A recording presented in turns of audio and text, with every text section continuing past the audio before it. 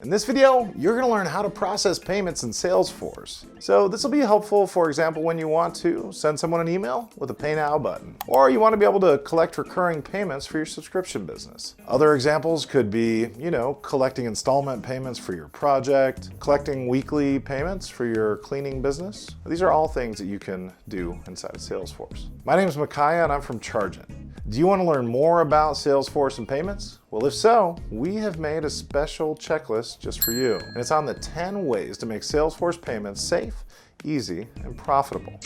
So get that link in the description below. So why should you process payments in Salesforce? Well, you want to do this because it lowers the number of total systems that your business has to deal with. Processing payments inside of Salesforce means that you can expose it to your customers through a Salesforce community. And that's going to be hard to do in a lot of other systems. Also, when you process payments in Salesforce, it's easier for your team to access the data and make decisions based upon that data.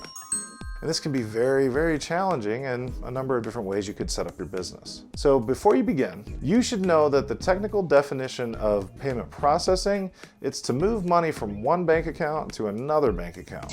And usually that's from a consumer or a customer's bank account, and that's to the business bank account that's trying to take the money for the goods and services that they've sold. And so what we're talking about here is actually enabling your staff, your partners, and your customers to interact with payment data inside of Salesforce so that that payment can be collected.